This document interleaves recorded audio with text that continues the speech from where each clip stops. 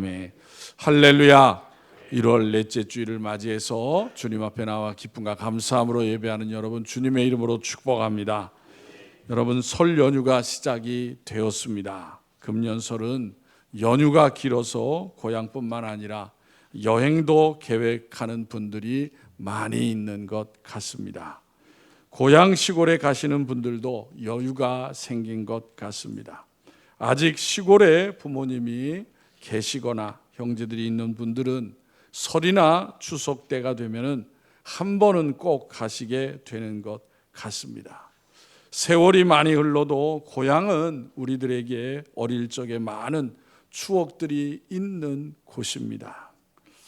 성경에 보면은 하나님이 택하신 이스라엘 백성이 어떻게 가나안 땅에 들어와 살게 되었는지를 말씀해 주시고 있습니다. 이 시간 본문 말씀에서는 그래서 고센이라고 하는 곳이 언급되어 있는데, 그곳은 요셉이 애굽의 총리가 된 다음에 야곱과 그의 가족 70여 명의 가족들이 가나안에서 애굽으로 이주하여 터를 잡은 곳이다라는 것을 나타내고 있습니다. 여러분, 애굽 곧 이집트는 전 국토의 95%가 사막이라고 합니다. 모래 흙으로 되어 있다라는 거예요. 그런데 고센이라고 하는 이 땅은 모래 흙이 아니라 검은 빛깔을 띤 비옥한 흙으로 되어 있는 땅이었다는 것입니다. 지도를 보여드리겠습니다. 오늘은 이게 이집트 애굽의 지도입니다. 고센이라고 써있는데 보이세요? 지중해 가까이 있죠, 그죠? 지중해 가까이 있습니다. 제일 북쪽에 위치하고 있습니다. 이집트에서 많은 땅들이 있지만은 그 중에서도 좋은 땅을 하나님께서 선택하셔서 이스라엘 백성이 애굽에 살아갈 동안에 그곳에 살게 하신 것을 볼 수가 있습니다. 그리고 이게 꾸불꾸불한 이게 줄이 있잖아요. 그것은 바로 이스라엘 백성들이 애굽에서 나와서 가나안 땅으로 갈 때 어느 경로로 갔는지를 표시하고 있는 것입니다. 고센은 거기에 지금 지도에 나와 있지만 아주 이렇게 지렁이 같은 이렇게 꾸불꾸불한 그 강줄기가 있죠, 그죠? 강줄기가 있어요. 세계에서 두 번째로 길다고 하는 나일강입니다. 그 나일강 하류에 위치하고 있는 것을 볼 수가 있습니다. 됐습니다. 지도는 이제 잘 기억을 하시기 바랍니다. 이제 물어볼 거예요. 고대 이집트는 그 이름이 다른 이름을 가지고 있었는데 카메트라는 이름을 가지고 있었습니다. 카메트는 바로 검다라는 뜻입니다. 그래서 이집트의 땅은 검고 비옥한 땅이라는 의미를 가진 이름이라는 것입니다. 이집트의 진정한 국토의 의미는 95%의 모래가 아니라 5%의 검은 땅 곧 고센이라는 말인 것입니다. 그리고 여러분, 이 고센이라는 땅은 땅을 파보면은 170m를 파도 안반이 나오지 않는다는 거예요. 바위가 없는 땅이라는 거예요. 그러니 얼마나 좋은 땅이에요. 우리나라에서도 이제 땅을 개발을 해서 아파트 단지를 만들 때 땅에 바위가 없으면 좋겠다, 그런 얘기를 많이 해요.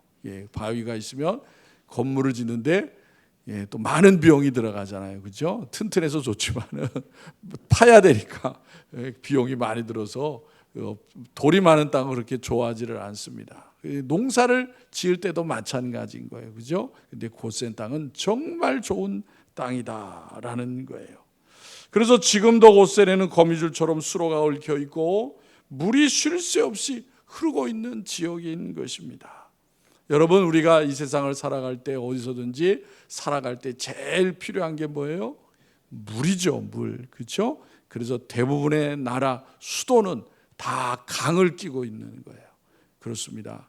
물은 생명의 굉장히 중요한 요소인 것입니다. 물은 땅을 비옥하게 만드는 힘이 있는 것입니다. 그래서 이 고센 땅은 지금이나 예전이나 아주 풍요로운 땅이었다라는 거예요. 민수기 11장 5절에 보면 이렇게 말씀합니다. 우리가 애굽에 있을 때에 값없이 생선과 오이와 부추와 파와 마늘들을 먹을 것이 생각나거늘이라고 하는 말씀이 나와요. 누가 그렇게 얘기한 거예요? 이스라엘 백성들이 애굽에서 나와서 광야 생활을 할 때 먹을 것이 없다고 불평하면서 한 얘기예요. 그러니까 여러분, 이 애굽에 살 때 고센 땅에 이스라엘 백성이 살았기 때문에 그것에 얼마나 좋은 것을 키워서 먹고 살았는지를 알 수가 있는 것입니다. 여러분, 이 고센 땅은 애굽으로 이주한 이스라엘 백성들이 잘 어려움이 없이 살도록 하나님께서 구별한 땅이었다는 거예요. 창세기 47장 11절 본문 다음 장에 나오는 내용이죠. 요셉이 바로의 명령대로 그의 아버지와 그의 형들에게 거주할 것을 주되 애굽의 좋은 땅 람셋을 그들에게 주어 소유로 삼게 하고라고 했어요. 이 람셋은 바로 고센 땅을 얘기하는 것입니다. 그리고 47장 27절에는 이스라엘 족속이 애굽 고센 땅에 거주하며 거기서 생업을 얻어 생육하고 번성하였다라고 있어요. 여러분, 400여 년 동안에 이스라엘 백성이 70명이 가서 몇 명이 됐어요? 장정만 60만 명. 그러니까 어린이, 여인들, 노인들 다 합치면은 학자들에게는 200만 명 정도 될 거라 그래요. 그러면 여러분, 70명이요 400년 동안에 200만 명이 된다는 것은요 굉장한 거예요. 굉장한 거예요. 엄청 번성한 겁니다. 놀라울 정도로 번성한 거예요. 놀라울 정도로. 하나님이 그렇게 만드셔서 하나님의 약속의 땅으로 다시 가시게 하신 것을 볼 수가 있는 것입니다. 여러분, 하나님께서 이 고센 땅에 살 때 하나님이 어떻게 역사하십니까? 우리가 잘 아는 것처럼 애굽에서 나올 때에 애굽에 재앙을 내리시잖아요. 그 재앙을 내리실 때 파리가 애굽에 들끓게 되었지만은 고센에는 파리 한 마리 없었다는 거예요. 애굽의 모든 가축들이 다 죽게 되었지만 고센의 이스라엘 백성들의 가축은 한 마리도 죽지 않았던 것입니다. 애굽의 전 지역에 우박을 내리셨지만은 고센 땅에는 우박이 내리지 않았다고 말씀하고 있습니다. 창세기 46장 34절에 보면은 만일 바로가 야곱과 요셉의 형제들에게 묻거든 우리가 우리 손조가 다 목축하는 자들입니다라고 하라고 요셉이 말하게 되는 것을 볼 수가 있습니다. 또 요셉은 애굽 사람은 다 목축을 가증히 여기나니 당신들이 고센 땅에 살게 되리라고 하였던 것을 볼 수가 있습니다. 그렇다면 여러분, 왜 이스라엘 백성들이 고센 땅에 살게 되었느냐라는 거예요. 본문에 애굽 사람들이 목축을 천하게 여기기 때문에 그들을 피하여 고센 땅에 정착하게 되었다라고 설명하고 있는 것입니다. 그리고 여러분, 이 애굽이라고 하는 나라는 엄격한 계급 사회였다는 것입니다. 지배 계급이 있고 하층 계급이 있고 천민 계급이 있었다는 거예요. 애굽에서 가장 귀족층에 속하는 사람들은 다름 아니라 제사장들이었어요. 제사장. 그리고 제사장 다음에는 관료와 군인들이 있었습니다. 그 아래에 농민이나 상인이 있었어요. 그러면 애굽에서 가장 낮은 계급의 사람은 누구겠어요? 천민이죠. 천민. 그 천민 가운데 누가 있느냐? 목축업자가 있는 거예요. 목자들이 있는 거예요. 거기에요. 그래서 애굽인들은 가장 낮은 계급에 속하는 이 목축업인들과는 접촉도 하지 않았다는 거예요. 접촉도. 그래서 이스라엘 백성들이 고센 땅에 살게 되었지만은 애굽 사람들이 가까이 하지 않기 위해서 그곳에 살게 하였지만은 그 고센 땅은 가장 비옥하고 좋은 땅이었다는 거예요. 하나님의 은총의 땅이었던 것입니다. 성도 여러분, 이 시간 본문 말씀을 통해서 그러면 이러한 내용이 우리에게 뭘 깨닫게 해주시느냐라는 거예요. 첫 번째로 애굽은 영원히 거할 나라, 땅이 아니라는 것입니다. 그렇게 좋은 땅에 살게 하셨음에도 불구하고 그 땅은 영원한 안식처가 아니라는 거예요. 창세기 46장 34절, 33절, 34절에 보면 바로가 당신들을 불러서 너희의 직업이 무엇이냐 묻거든 당신들은 이르기를 주의 종들은 어렸을 때부터 지금까지 목축하는 자들이온데 우리와 우리 손조가 다 그러하니이다 하소서. 애굽 사람은 다 목축을 가증히 여기나니 당신들이 곧센 땅에 살게 되리이다. 누가 누구에게 하고 있는 말이에요? 요셉이 형들에게 하는 말이에요. 그렇게 얘기하라고 한 것입니다. 요셉이 의도적으로 형제들에게 자신들은 목축업을 하는 자들이라고 말하라는 것입니다. 그런데 요셉의 이 같은 의도가 이해가 되는 얘기냐라는 거예요.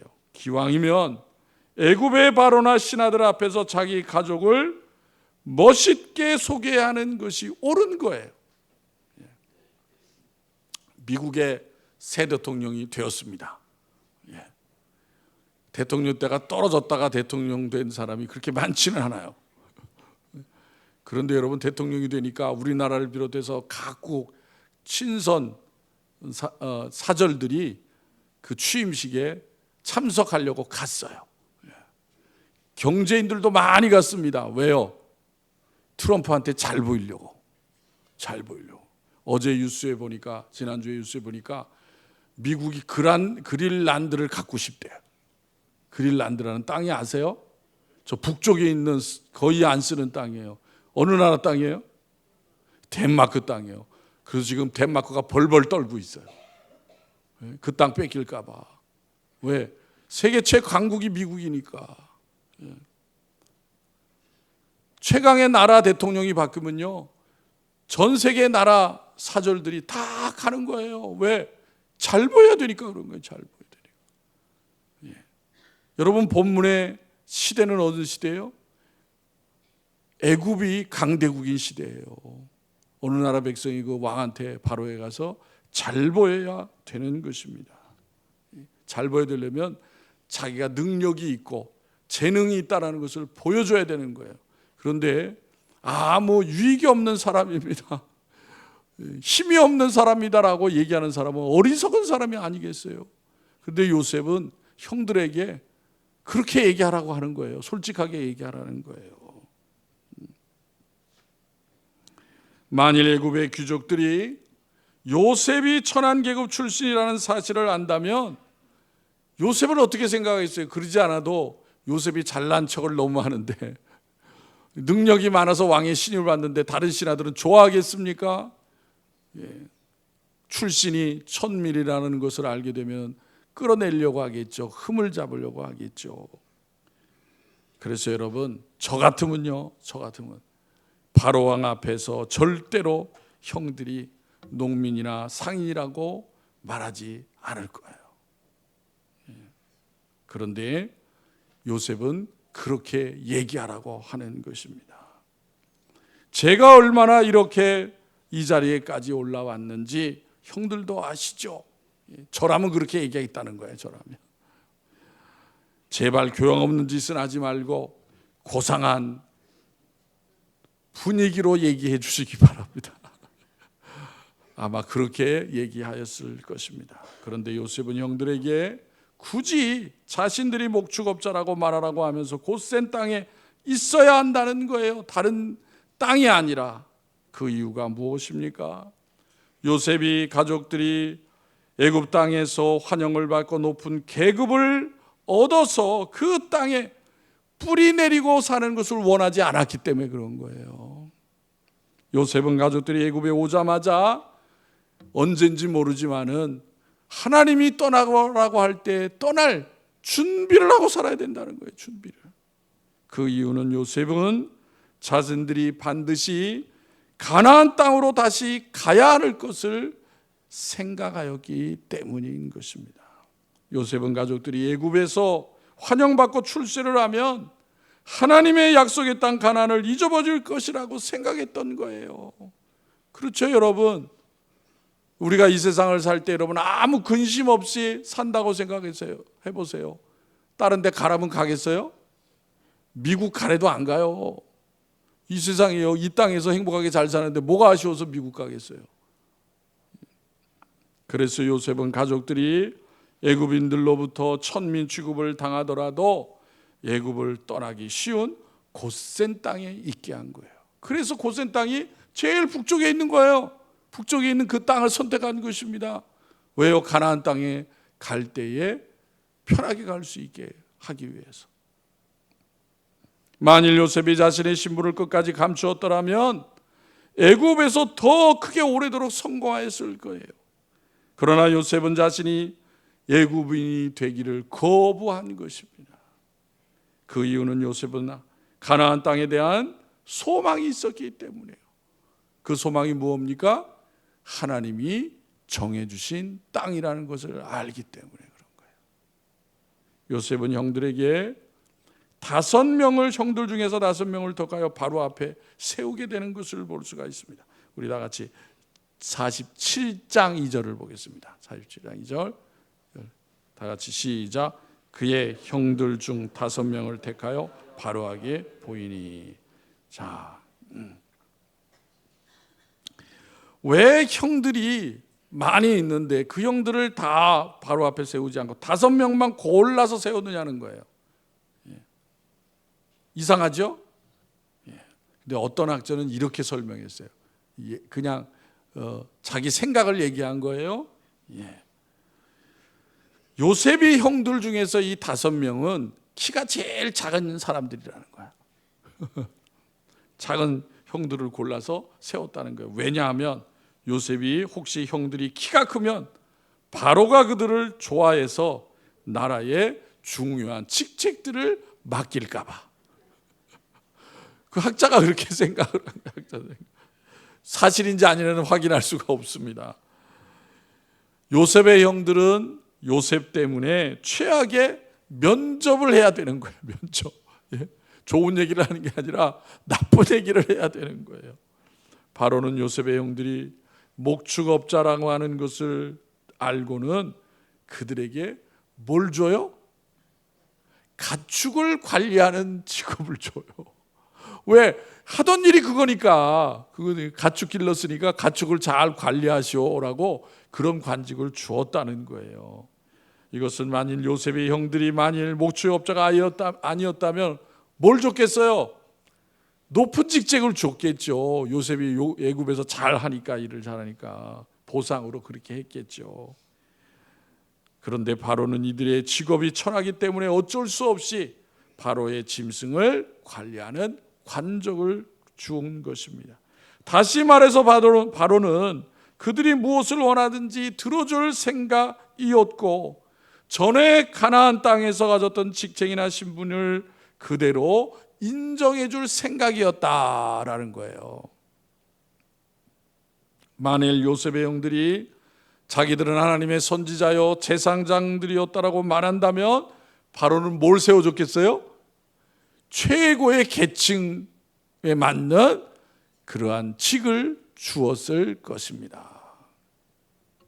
그러나 요셉은 그 형들은 바로 앞에서 자신들을 가장 천한 일을 하는 사람이라고 솔직하게 얘기하였던 거예요.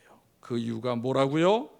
애굽 땅을 언젠가는 떠나야 한다고 생각했기 때문이라는 것입니다. 성도 여러분, 그렇다면 우리는, 여러분들은 이 땅에 살면서 우리가 가야 할 하나님 나라에 대해서 얼마나 생각하느냐라는 거예요. 여러분, 이스라엘 백성들은 그 후에 어떻게 됩니까?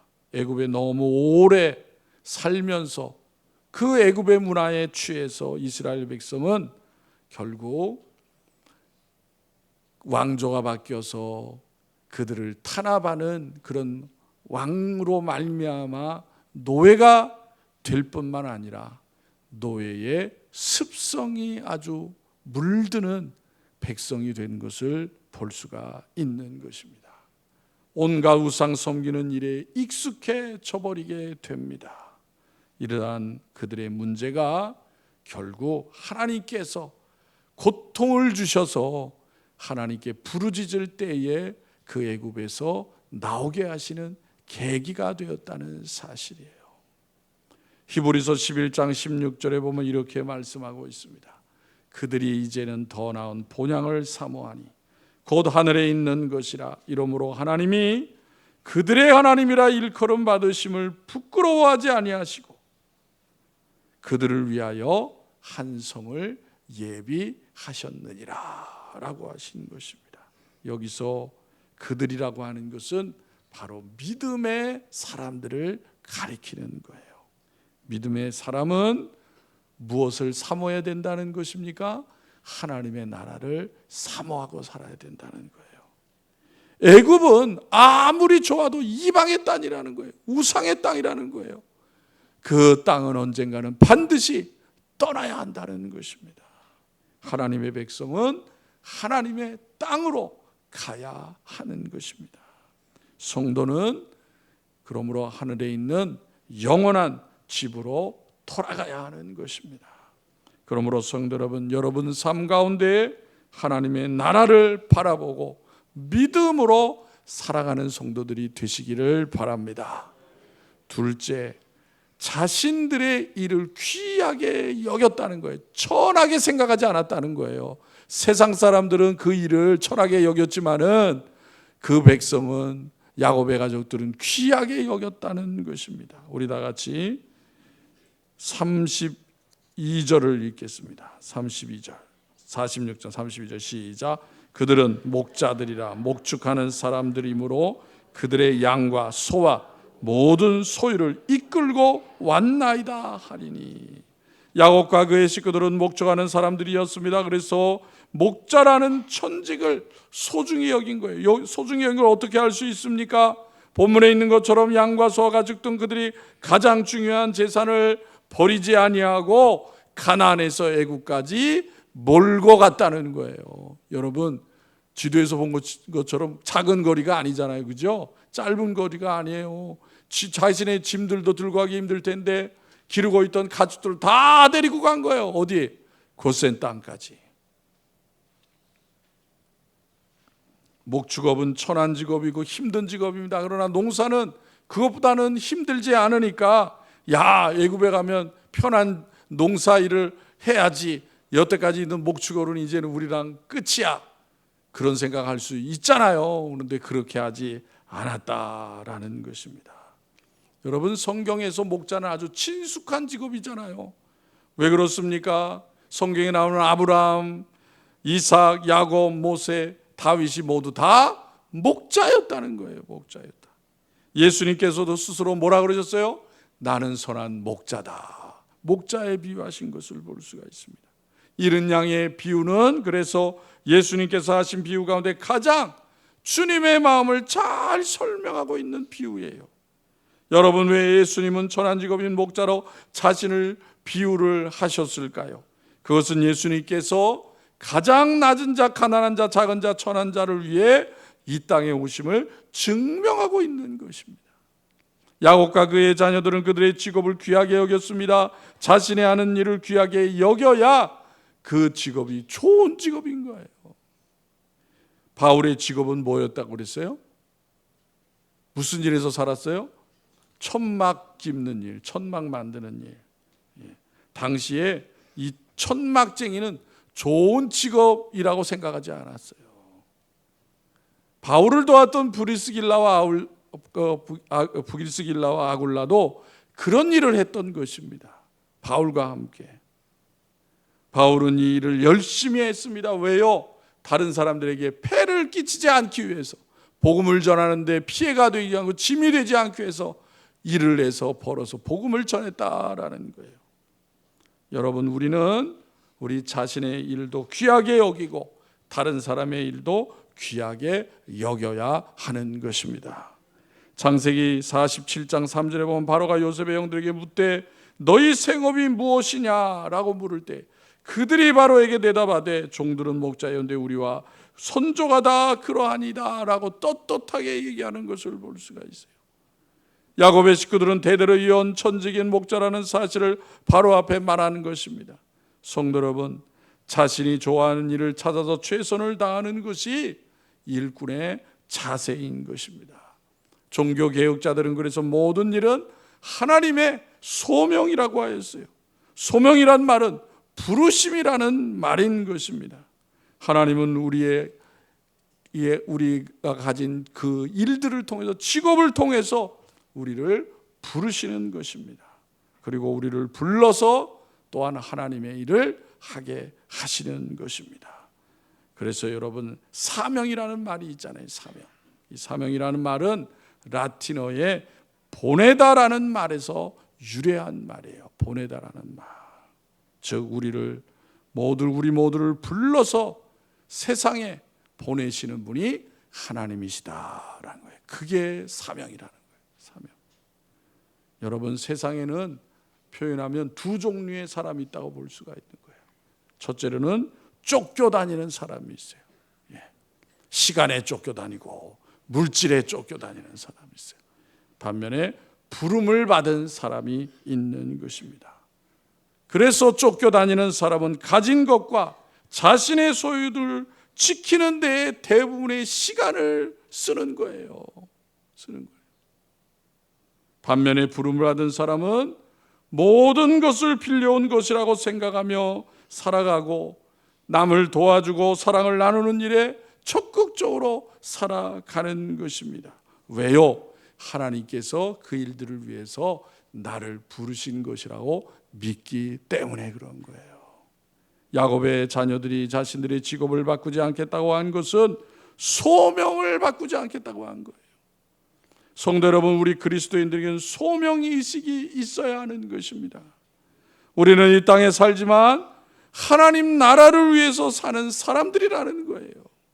따라서 이 땅에서 하나님께서 우리에게 주신 하나님의 자녀로서의 소명을 잘 감당하고 우리에게 주신 일을 소중히 여기고 열심을 다해서 살아가는 하나님의 자녀들이 되시기를 바랍니다. 그렇게 해서 하나님 나라 가야 하는 거예요. 이 세상에서 영원히 살 것처럼 살아서는 안 되는 것입니다. 하나님의 나라를 바라보고 그 하나님 나라에 가서 하나님 앞에서 이 땅에서의 삶을 하나님 말씀대로 산 것에 감사를 하고 인정받는 복된 성도들이 다 되시기를 주님의 이름으로 축원합니다. 기도드리겠습니다. 우리를 세상 어느 것보다도 귀하게 여기시고 사랑하시는 아버지 하나님, 은혜를 감사합니다.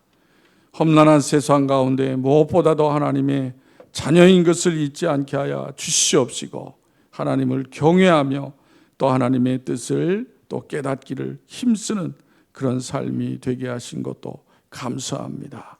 아버지 하나님, 오늘 말씀을 통해서 이스라엘 백성들이 애굽에 갈 때에 하나님께서 어떻게 살라고 하신지를 말씀해 주고 있습니다. 하나님의 백성이 우상의 땅에서 살지만은 그들과 구별되어서 하나님의 자녀인 하나님의 백성인 정체성을 잊지 않도록 살아가야 될 것을 요셉을 통해서 가르쳐 주신 줄로 믿습니다. 또한 이 시대를 사는 우리들에게도 하나님의 자녀로서의 자부심을 가지고 하나님을 경외하며 믿음을 잃지 않고 살아야 될 것을 말씀해 주신 줄로 믿습니다.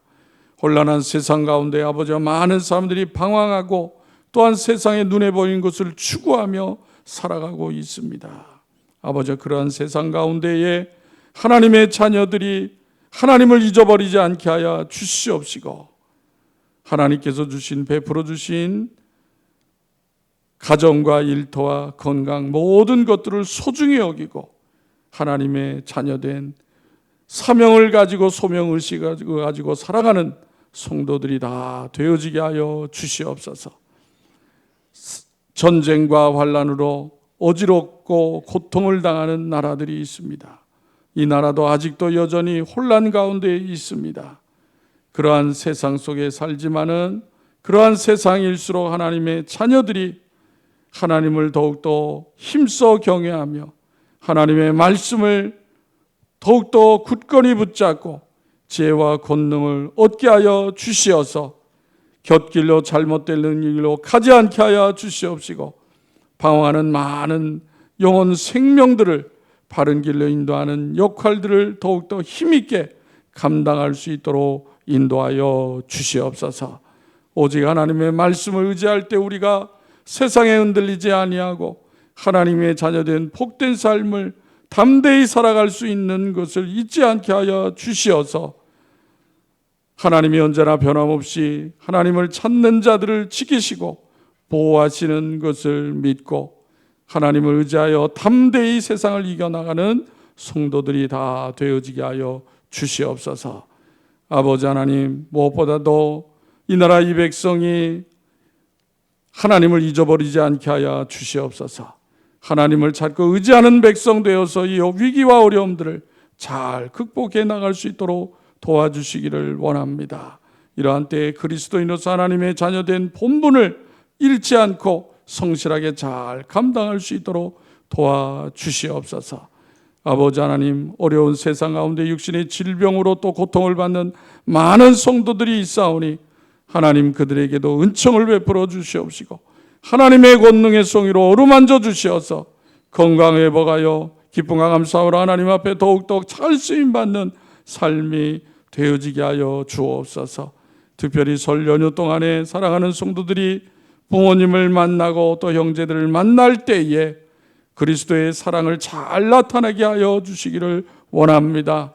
아버지, 그래서 또 낙심하는 자들에게 위로가 되어지고 힘이 없는 자들에게 힘을 넣어주는 아름다운 역할들을 잘 감당하게 하여 주시옵소서.